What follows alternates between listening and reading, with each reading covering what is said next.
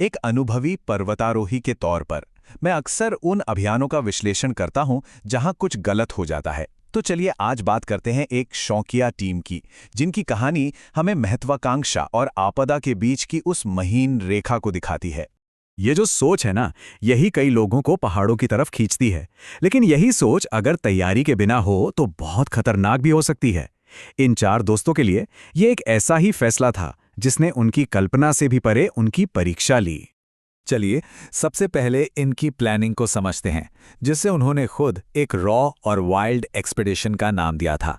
देखिए, पर्वतारोहण में रॉ का मतलब अक्सर तैयारी की कमी और गैर जरूरी जोखिम भी हो सकता है। अब देखिए, इस स्लाइड में जो सबसे गौर करने वाली बात है वो है आखिरी पॉइंट। अल्पाइन स्टाइल का मतलब है कि आप सब कुछ खुद करते हैं, कोई कुली नहीं, कोई बाहरी मदद नहीं। ऐसे में किश्तवाड़ जैसे दूर दराज के इलाके में बिना किसी प्रोफेशनल गाइड के जाना, ये अपने आप में एक बहुत बड़ा जोखिम था। गाइड सिर्फ रास्ता नहीं दिखाता, वो मौसम को पढ़ता है, टीम की हालत का अंदाजा लगाता है और उसके फैसले जिंदगी और मौत के बीच का फर्क साबित हो सकते हैं। तो चलिए आगे बढ़ते हैं और देखते हैं कि कैसे जमीनी हकीकत ने उनकी योजना की गंभीर खामियों को एक एक करके उजागर करना शुरू कर दिया। एक ही दिन में इतनी तेजी से चढ़ाई करना, ये एक क्लासिक गलती है। ये तो सीधा सीधा एक्यूट माउंटेन सिकनेस यानी एएमएस को दावत देना है, और ये बीमारी जानलेवा भी हो सकती है। हाँ, टीम ने यहां हिम्मत दिखाई। एक सदस्य ने अपने दोस्त की मदद के लिए 35 किलो का पैक भी उठाया, लेकिन ये बहादुरी एक बहुत बड़ी कमी को छिपा रही थी, और वो थी सही तरीके से एक्लिमेटाइज न करना।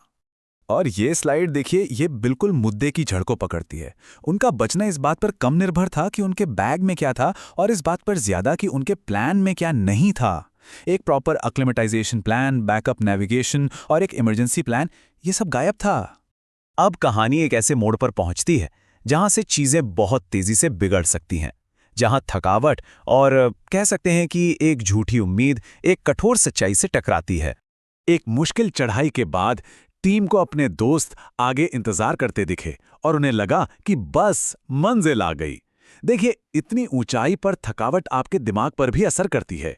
आप वो देखना चाहते हैं जो आप असल में देखना चाहते हैं, और उन्होंने मान लिया कि वो अपने लक्ष्य पर पहुंच गए हैं। उनका टारगेट था काबला पास, जिसकी ऊंचाई थी 4950 मीटर। लेकिन जब उन्होंने अपना डिवाइस चेक किया तो जो सच सामने आया वो चौंकाने वाला था। वो लोग 5225 मीटर्स पर थे, मतलब वो गलत पहाड़ पर थे और अपने लक्ष्य से करीब 300 मीटर ऊपर। ये कोई छोटी मोटी भूल नहीं थी, ये एक बहुत बड़ी नेविगेशनल गलती थी जिसने उन्हें एक बेहद खतरनाक सिचुएशन में डाल दिया था। और यहीं अपनी सबसे बड़ी नाकामी के पल में, जब वो पूरी तरह हार चुके थे, खो चुके थे, उन्होंने अनजाने में कुछ ऐसा खोज निकाला जो ऐतिहासिक था। हुआ ये कि 8 महीने बाद नरेटर को पता चला कि उनका कैंप ठीक उसी जगह लगा था जहां 1980 के दशक में एक ब्रिटिश टीम ने अग्नियासूल चोटी के लिए अपना एडवांस्ड बेस कैंप बनाया था। मतलब सोचिए, क्या कमाल का इत्तेफाक था ये अल्पाइन इतिहास के साथ। तब उन्हें याद आया, अरे हाँ, वहां तो पुराने डिब्बे थे, एनर्जी ड्रिंक के रैपर पड़े थे, जिसे उन्होंने बस कचरा समझा था। लेकिन असल में वो कचरा नहीं था, वो तो इतिहास का एक टुकड़ा था, उन पर्वतारोहियों की कहानी का एक हिस्सा जो उनसे पहले वहां आए थे और संघर्ष कर चुके थे। लेकिन इस ऐतिहासिक खोज को समझने या उसकी सराहना करने से पहले उन्हें एक बहुत बड़ी चुनौती का सामना करना था। उन्हें एवरेस्ट बेस कैंप जितनी ऊंचाई पर एक जानलेवा रात गुजारनी थी। तभी एक भयानक तूफान आ गया और तापमान गिरकर -10 डिग्री सेल्सियस हो गया। देखिए, इतनी ऊंचाई पर यह सिर्फ ठंड नहीं होती, ये जानलेवा होती है। और यहीं पर उनके सामान की सबसे बड़ी और सबसे खतरनाक गलती सामने आई। वो लोग एक स्लीपिंग बैग लाना भूल गए थे, एक ऐसी गलती जो उनकी जान ले सकती थी। तो जिंदा रहने के लिए उन्हें एक जुगाड़ करना पड़ा, एक ऐसा रोटेशन सिस्टम बनाना पड़ा। 2 लोग एक बैग के अंदर और बाकी 2 लोग दूसरे बैग को कंबल की तरह ओढ़कर। और पूरी रात वो लोग ऐसे ही अपनी जगह बदलते रहे, सिर्फ इसलिए ताकि हाइपोथर्मिया से बच सकें। जब वो किसी तरह जिंदा बचकर नीचे उतरे तो उन्हें कोई पछतावा नहीं था। उनका नजरिया ही बदल चुका था। एक लक्ष्य को पाने की जगह उस गहरे और अप्रत्याशित अनुभव को महत्व देना सीख गए थे।